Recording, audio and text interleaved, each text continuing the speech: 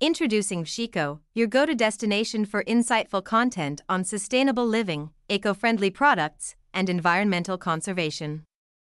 Join us as we explore practical tips, inspiring stories, and innovative solutions to help create a greener, more sustainable world for future generations. Don't forget to hit the like button, subscribe to our channel, and turn on notifications to stay updated with our latest videos. Together, let's make a positive impact on the planet. Subscribe to Vietcong now.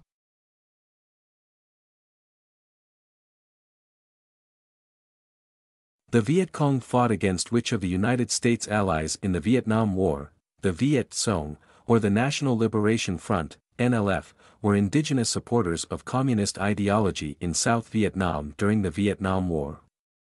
Allied with North Vietnam and Ho Chi Minh's forces, their aim was to unify Vietnam under communist rule. Although primarily composed of Southerners, they often collaborated with the People's Army of Vietnam, PAVN, the regular North Vietnamese army. Initially formed after the defeat of French colonial forces, the Viet Cong grew in response to increasing U.S. involvement, seeking to counter perceived interference and achieve self-determination.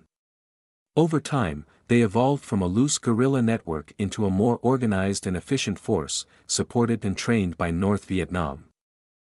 Immediately after the United States officially deployed troops to South Vietnam, following in their footsteps in invading Vietnam were a series of American allied countries.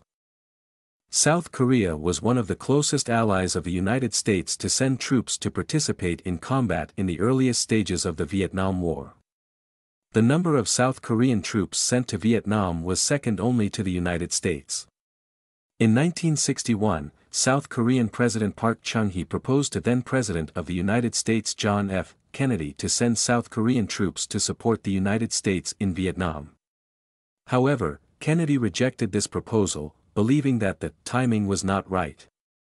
By 1964, President Lyndon Johnson proposed that South Korea follow the United States in deploying troops to the battlefield in South Vietnam. In total, during the Vietnam War, there were 320,000 South Korean soldiers involved in combat, with a minimum service time in Vietnam of 1 year.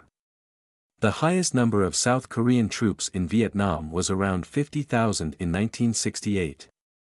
Following the South Korean troops' marches were the extreme atrocities they committed against the people of the South. However, they also paid the price for their inhuman actions, with 5,099 South Korean soldiers killed and 10,962 wounded in Vietnam. The United States paid a total of $236 million, equivalent to $1.4 billion today, to South Korea, including wages for soldiers, disability treatment, and compensation for South Korean soldiers who fought in Vietnam. In addition to South Korea, Australia and New Zealand also sent troops to Vietnam to fight alongside the United States during this period. Australian military advisors were present in Vietnam from 1962, and the first Australian soldiers set foot in Vietnam in 1965. New Zealand followed Australia and the United States in sending their first engineer and artillery units to Vietnam in 1965. Later, as the Vietnam War escalated, New Zealand also sent elite Special Forces units to participate in combat. The highest number of Australian troops in South Vietnam was recorded at 7,672, while in New Zealand, it was 552. In total, about 60,000 Australian soldiers and 3,500 New Zealand soldiers fought on the Vietnamese battlefield. Australian casualties included 521 deaths and over 3,000 wounded, while New Zealand suffered 37 deaths and 187 wounded. Most Australian and New Zealand forces were stationed in the Tai Phuc area, now Ba Ria, Vung Tau. One little-known fact is that the Philippines also sent troops to South Vietnam to participate in combat. In total, about 10,450 Filipino soldiers were sent to South Vietnam to perform humanitarian missions and artistic performances. The Thai military also sent troops to fight on the South Vietnamese battlefield in the years from 1965 to 1971. In fact, the Thai military is said to have had more military activities in Laos than in South Vietnam.